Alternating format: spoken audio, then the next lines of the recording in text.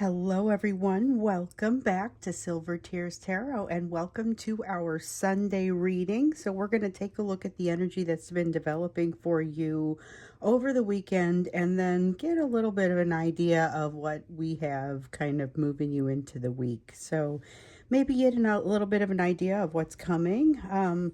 So starting out, it feels like they are in that place again where they're having a rough time and feeling a little bit burdened because they have a hard time shaking your energy.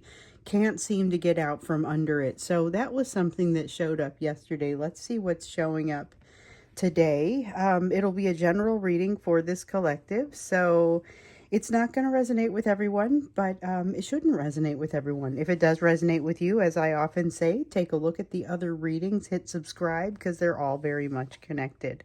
So I want to read for you today with the Nightmare Before Christmas deck. So as we're moving up toward Halloween, I like to pull this one out sometimes. And then I'm going to pair it with the Fairy Tale deck. And so those are going to be the tarot, and then we'll use Divine Abundance for the Oracle. When we get to that point. A lot of times we get to the Oracle in the extended. So I think I'm going to start with the Nightmare Before Christmas, just kind of getting this general energy. So remember yesterday's energy felt a little bit of that heaviness because they couldn't shake it. There's that sense of intimidation, not being able to control their situation, and that bugs them.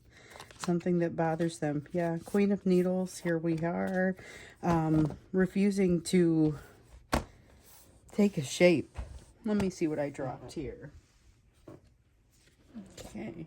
We also have the Nine of Presents. All right, so this is about a lack of confidence, but again, that intimidation, and it's intimidation by you that's causing them to not take their natural shape. So they're being so impacted by the situation, both situations. I feel like there's something that's impacting them outside of you as well. So they kind of feel like they're being pulled in multiple directions and can't figure out who they really are.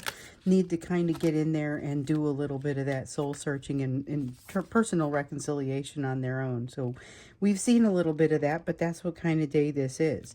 Here with the Eight of Potions, that is water energy like the Eight of Cups. That's a need to go. And we haven't seen this one quite like this for a while, but not this strong anyway. It's a feeling of needing to go find themselves, needing to go figure out some things. So there has been this sense of them in the last few days. It really has been building where they come to you, they're drawn to you, they have this magnetism because they remember how happy you make them, and you make the feelings of pain and sadness go away. So they want to move your direction.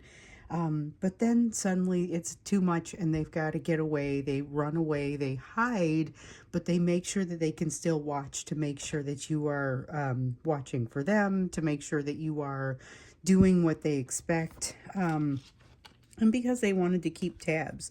So there's a sense here that they need to actually figure out what it is that they want rather than focusing so much on the pieces that are in front of them and that have been guiding them in the past, because mostly that's going to be that third party energy and you.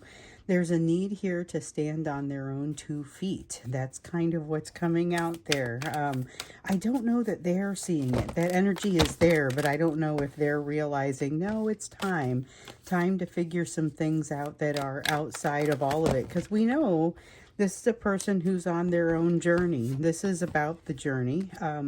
It feels like destiny. It feels like a long path to destiny, though, and they need to tread this in whatever that way is that's going to make sense for them. So in some cases, it's going to look a little bit more like additional distance, and in some cases, it's going to look like less. But they need to get on that path and start making their real way, using what they've learned. We've got that here with the Three of Swords. This is the energy of, yeah, okay, they're going to know it. This is the energy of understanding that they need to use some of what they've learned, that they are able to see some of what we've noticed them getting a better picture of. So there's been this sense of them becoming more aware of themselves, and it comes and it goes over time. We've noticed it kind of, if you've been with me here for a while, you've heard this one before. It comes and it goes. So they're able to mash down the emotion and just sort of ignore the inconvenient truths of it sometimes. This is not one of those times. This is a time where it kind of comes up for them and they realize, I've got some things definitely to think about. Also, though, having learned some of the lessons with you that they have, as well as with the third party forces that are working against them, and I say against them because it's kind of pushing on them to learn something, which makes it feel very much as if it's working against them. They're seeing some of it and realizing that they hold some responsibility for the outcomes here. Now, with the Ten of Pentacles, there is a strong feeling of them looking at their household and evaluating it and thinking about the options. So we know that they think about what it could be like to be with you. We know that they think about what it could be like to stay where they are, and the slow strangling sort of feeling that comes out. So there's this sense that they've got this disintegrating bond, but it's a bond of learning with this third party. And so despite the fact that in some cases they feel like they're pretty much ready to be past this, it doesn't feel like this is ready to be done with them just yet. There is still the challenge of lessons that they haven't yet learned. With the Queen of Swords here, I see them looking to kind of take swipes at those lessons, but not necessarily to get to a meaningful place, mostly because they just have this fear of rejection. It's more a fear of rejection than anything else, and it's that age-old ploy to make sure that they reject you before you have the opportunity to reject them. But they do it in such a dramatic fashion that you may feel inclined not to take them back. And yet there's a lot of that coming back and applying themselves to get to your energy. There's a sense of, yeah, we've got a King of Wands and a Knight of Wands, a sense of control, a sense of wanting to maintain that control, a sense of needing to maintain that control, needing to be able to say they are going to decide when the two of you communicate and when you don't. They feel like they kind of need to own that in order to feel like they're in control of the situation, because that way they don't have to be the one that gets abandoned or rejected or betrayed. They're very much holding the reins on this. And that's the way they kind of feel like things need to go. So the story is, though, I've noticed that in a lot of the personal readings and a lot of these other readings here lately, this is an old, outdated way of handling things with you, and that going forward, it is less and less likely to be successful. So looking now into, so if this is the energy of today, what I want us to look into now is kind of what has developed, what is developing across this weekend, but not only across this weekend, but into this week, because we found them yesterday when we looked into the energy. It's this reluctant transformation sort of energy. They have a decision that they don't want to make, which we see them kind of waffling over there and refusing to take shape. They don't want to give you a full story. They don't want to give you a full truth. There's so much of their anxiety that they seem to be being ruled by, and it's like they're holding themselves back from being able to move forward because they are reluctant to handle the situation. They want everything to be completed. So it was again that sense of wanting things to be done but not wanting to have to do the changes to get there. And they just wanted to feel the love from you, but they don't want to earn that. They don't want to, and not necessarily that love needs to be earned, but it does need to be balanced. And so there's a sense of not wanting to create that balanced situation so that you are getting what you are also giving. And so that's kind of the issue. Until they're able to do that, there's a challenge, but we see them being increasingly aware of it. So let's see what this week looks like it's going to bring. Oftentimes it seems like that's what we've been kind of looking at. Yesterday we looked into their feelings for you and found that that feeling of them not being able to shake your energy, like I was saying earlier, They were feeling intimidated by you, like they kind of couldn't get the energy or the memories of something really special out of their mind. And they were under this assumption that you were handling it better than they are. But they feel like they just have to get close to you, feel like there's something about the way that you make them feel, that happiness that you make them feel, that just made it really difficult for them to stay away. So I can tell just from the notes, there have been some who have managed to reach out in sort of a drunk texting sort of way, and then definitely others who have managed to stay completely quiet. So we have a Six of Candles here, which is kind of like a Six of Wands. It's that fire energy. And then we have a Knight of Needles, which is like a Knight of Swords, but here in the reverse. It's again that hiding energy, that hiding behind something so that they can be sure to observe you, but so that you can't see them. They want to make sure that they get to a positive place, but this feels like a false victory here. And usually the Six of Candles doesn't feel like a false victory. Sometimes it feels very much like a real victory after a long battle. Then here we have the Six of Potions. So again, that sense of them hearkening back to some memory. Yesterday, there was something that came up that was like there was a smell or a scent in the air or a scent that you were wearing or something that was happening there that had kind of an olfactory sense to it. But here I'm also getting a memory of looking at you, looking in your eyes and having a pretty... a wonderful, amazing time that they will never forget. There was some sort of special day or something wrapped around that. And that's part of what they can't seem to get out of their mind. Also, the fact that you make them feel incredibly happy, incredibly like that pain that is usually hanging around the edges for them. You just make it evaporate completely, because this is somebody who's feeling like they're under a great deal of pressure. When you're there, the pressure feels like it goes away and they feel like they can do anything. When you leave or when they walk away from you, the pressure comes back, but it comes back, I'm going to go ahead and say tenfold. So we've got a Ten of Wands here. This is an amount of pressure, an amount of burden that is almost unprecedented. Just an outrageous amount of pain that they make go away, and then even more that seems to come back, like it goes even deeper and they remember even more challenging things. And I feel like even as they're sitting here not making contact with you, that there is a sense of them remembering some things that actually bring them into that place of pain, despite the fact that they may not have initiated a useful conversation with you, or in some cases not any kind of conversation.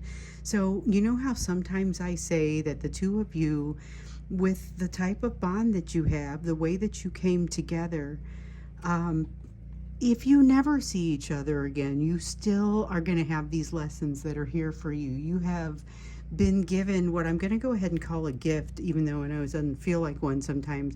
You've been given the gift of these lessons. And so even so, the same thing with them. And so even when they don't come forward to communicate or to open a new line of communication, they are still getting that opportunity to experience these lessons.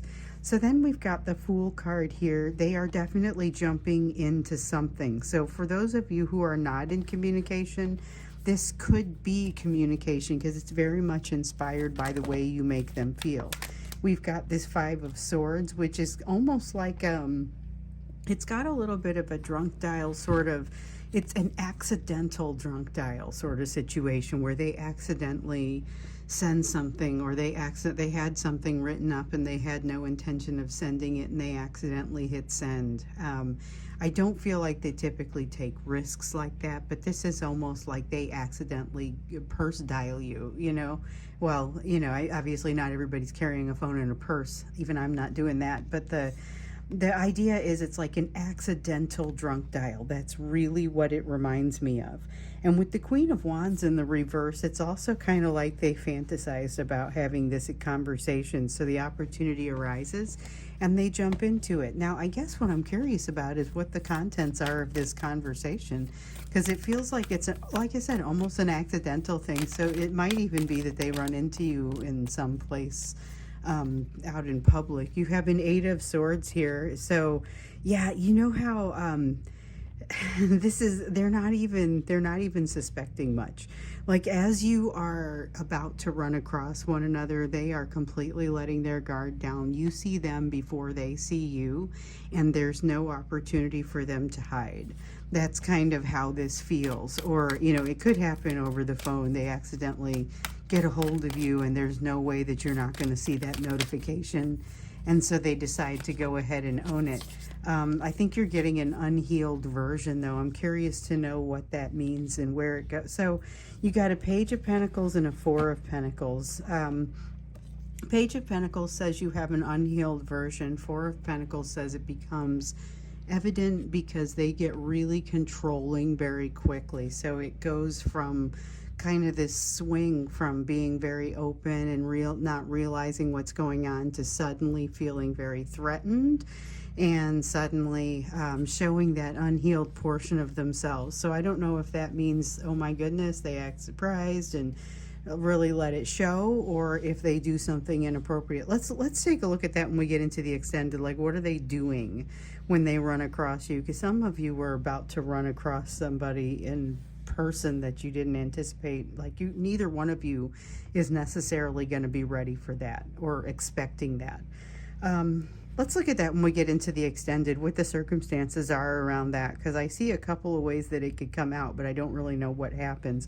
I just see them suddenly making a quick correction when they realize and going, oh, let me get back in control of this.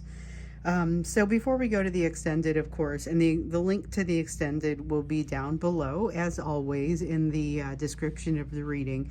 But before we go there, we'll go into the you portion of the reading and take a look at what you need to be focusing on. So when we looked yesterday, we saw that something was coming your way that kind of feels a little bit like a test, but it's like a chance. It's a chance for you to pull together all of these things that you've learned. So all of the opportunities that you've been given to receive lessons, you've learned some pretty important things out of them, and so you're going to pull some of those learnings together. So it feels like your strength is high as you come across this. It's almost like you have to step aside on your path for a moment to be able to allow something to happen that, at some point in the past, not even maybe that long ago, you would have had a lot more trouble with it. Seven of Potions, yeah, it causes a pause for you, and it's a pause that might have scared you just a few short months ago, but now you look at it and you have a very different perspective. This is going to take things into consideration that you've learned even somewhat recently. There's emotion involved, and I feel like you're going to be relatively cool-headed as you approach it. Cool-headed, but not cold. And with a willingness to move forward into something great. So the something great is great by your own definition, not by anyone else's. This is something that maybe you've always wanted to do, because it has that feeling to it of, yay, this is something I've never gotten a chance to do, but I've always pictured myself doing. It kind of feels like that. And then with the Ace of Potions, there's a lot of emotion that kind of erupts as a result of this. Now, we know that there are some of you coming into a soulmate here along with an opportunity. And to see that you also have a test coming up here that kind of doesn't even really make you flinch, I feel like it level sets you a little bit, gives you some idea of where you are by the time you run into this soulmate, even though I still think with that person being a little bit more advanced in some ways, they're going to throw you off your game some. And throwing you off your game is exactly what I see here. So we may be looking at the impact of this soulmate. But I also see that you are... and so this checks out. This feels like you are in a place where your fears are winning out.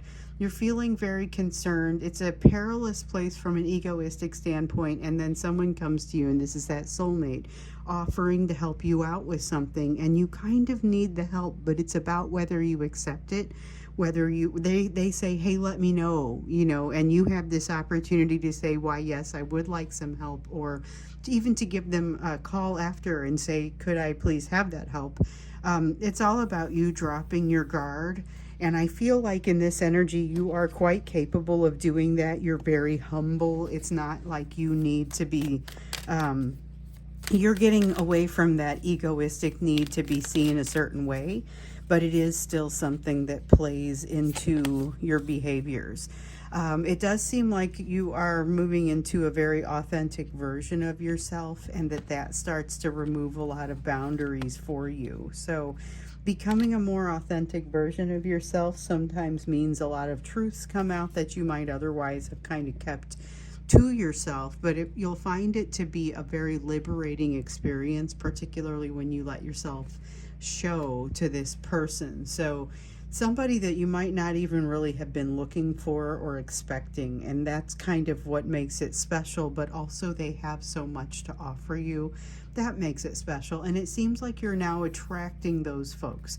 So one of the things that I often like to look into or think about for you is what it is that you're attracting, because we know that you're still attracting this person who is unhealed, but what else? Because you have this kind of growing sense about you such that you are also now attracting some new soulmate in who's got a lot to offer you, and this is somebody that you work rather well with. So it feels like there's some positivity there, that maybe the type of positivity and just openness that you haven't felt in a long time. It feels like breathing clearly, not having to wonder, not having to look over your shoulder, never being concerned about what's about to happen or what's about to go away, not being worried about that abandonment.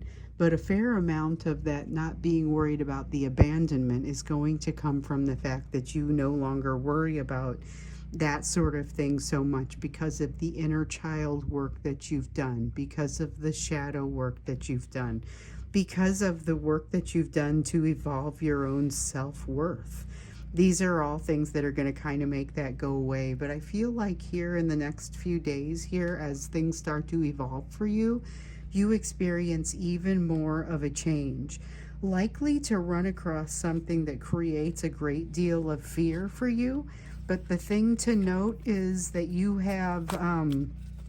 are not in a place where you can't control at least some portion of the situation and some portion of the outcome. So when you start to feel the fear that I see represented with this Knight of Swords, recognize also the piece with the Magician, which is the piece that says you do have some insight that's going to be helpful, and there's something here that you'll learn, or you'll have something to give you an advantage as you move through this situation.